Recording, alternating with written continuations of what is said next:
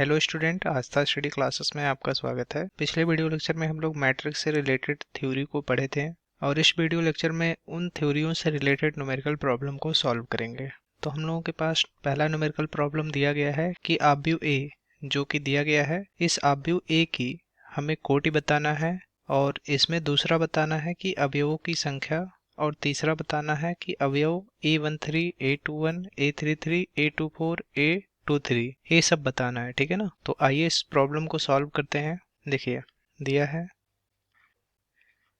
आव्यूह ए, यहाँ एलिमेंट दिए गए हैं 2, 5, 19, -7, 35, -2, 5/2, यहाँ 12 दिया गया है और यहाँ √3 दिया गया है, 1 दिया गया है, -5 दिया गया है और यहाँ 17 दिया गया है। ठीक है ना।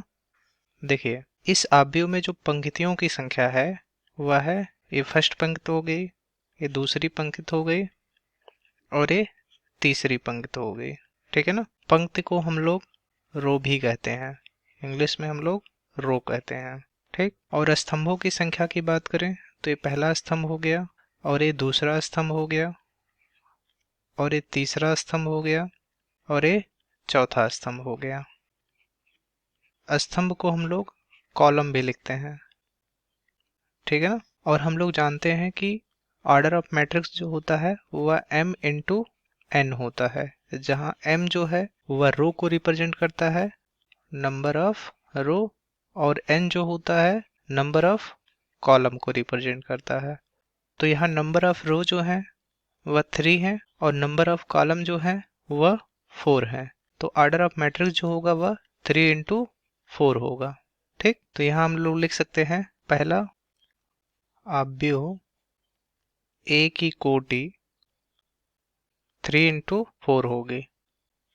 ठीक है। तो आव्यूह ए की जो कोटि होगी जिसे हम लोग ऑर्डर ऑफ मैट्रिक्स बोलते हैं वह 3 इंटू 4 होगी। ठीक है।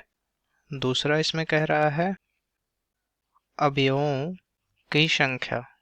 तो आव्यूह ए में जो अवयवों की संख्या होती है वह m इंटू n होती है। तो यहाँ पर m का जो वैल्यू है वह 3 है और n का जो वैल्यू है वह 4 है। तो ये टोटल हो जाएगा 3 इंटू 4 इक्वल टू 12। तो यहाँ पर अवयवों की जो संख्या होगी वह 12 होगी। ठीक है। और ऑर्डर ऑफ मैट्रिक्स जो होगा वह 3 इंटू 4 होगा। और थर्ड कह रहा है कि आव्यूह A13, A21, A33, A24 और A23 हमें निकालना है। ठीक। तो इसे निकालने के लिए हम लोग पहले आव्यूह A को इस तरह से लिख सकते हैं। आव्यूह A ये दिया गया है 2, 5, 19, -7, 35 और यहाँ -2, यहाँ 5/2, यहाँ 12 दिया गया है, यहाँ पर √3 दिया गया है, यहाँ 1 दिया गया है, यहाँ -5 और यहाँ 17। ये जो आव्यूह दिया गया है इस आव्यूह को हम लोग इस तरह से भी लिख सकते हैं। देखिए A11, A12, A13, A14 और यहाँ पर A21, A22, A23, A24 और यहाँ पर A31, A32, A33 और यहाँ पर A34 लिख सकते हैं। अब यहाँ देखिए A11 जो है वह रिप्रेजेंट करेगा 2 को और यहाँ A12 जो है वह 5 को रिप्रेजेंट करता है, A13 जो है वह 19 को रिप्रेजेंट करता है और A14 जो है वह -7 को रिप्रेजेंट करता है। इसी प्रकार से A21 मीन्स होता है कि यहाँ पर ये दूसरी पंक्ति में है और दूसरी पंक्ति के पहले कॉलम में है। तो यहाँ ये देखिए 35 जो है यह दूसरी पंक्ति में है और ये पहले स्तंभ में है। इसी प्रकार से A22 जो है यह रिप्रेजेंट कर रहा है कि यह दूसरे पंक्ति में है और दूसरे कॉलम में है। ठीक। हमें बताना है A13 का वैल्यू, A21 का वैल्यू, A33 का वैल्यू बताना है, A24 का वैल्यू बताना है और A23 का वैल्यू बताना है। तो A13 देखिए यहाँ पर है, A3 है, तो A13 जो है वह किसको रिप्रेजेंट करेगा, 19 को रिप्रेजेंट करेगा। तो A13 का जो वैल्यू होगा वह 19 होगा। इसी प्रकार से A21 जो है ये किसको रिप्रेजेंट करेगा, 35 को। तो यहाँ A21 का जो वैल्यू होगा वह 35 होगा। देखिए यहाँ A33, तो A33 जो है यहाँ पर है। A33 मीन्स होता है कि यह तीसरे रो में है और तीसरे कॉलम में है। तो तीसरे रो, ये तीसरा रो है और तीसरा कॉलम यहाँ पर है। तो तीसरे रो और तीसरे कॉलम में -5 एलिमेंट है, तो यहाँ -5 लिखेंगे, ठीक है ना। और A24 जो है देखिए यहाँ पर है। A24 को रिप्रेजेंट कर रहा है 12, तो यहाँ हम लोग लिख सकते हैं 12। A23 है, A23 जो है यहाँ देखिए A23 है 5/2 को रिप्रेजेंट कर रहा है, ठीक है ना। तो यहाँ A23 का जो वैल्यू होगा वह 5/2 होगा, ठीक। यही हम लोगों का आंसर हो जाएगा।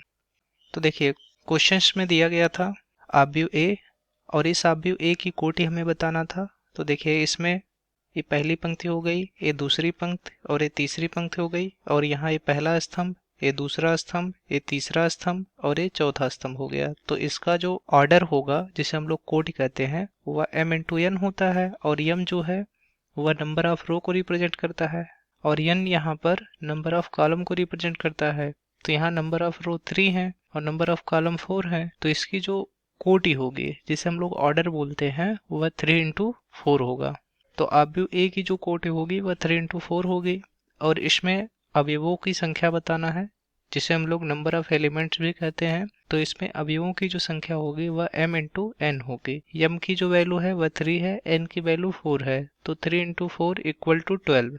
यहाँ देखिए इस तरह से भी आप इसको पूरा काउंट कर सकते हैं। 1 2 3 4 5 6 7 8 9 10 11 12।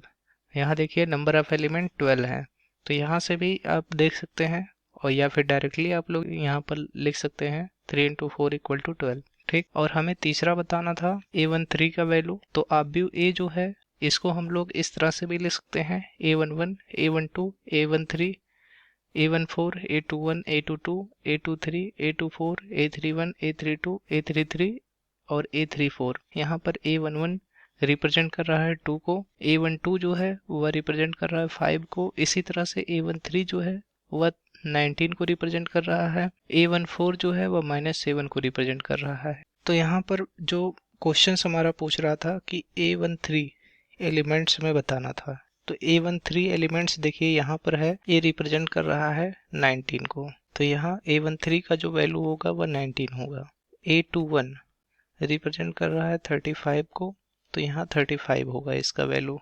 यहाँ देखिए A33 है, ये रिप्रेजेंट कर रहा है -5 को, तो यहाँ इसकी वैल्यू -5 होगी।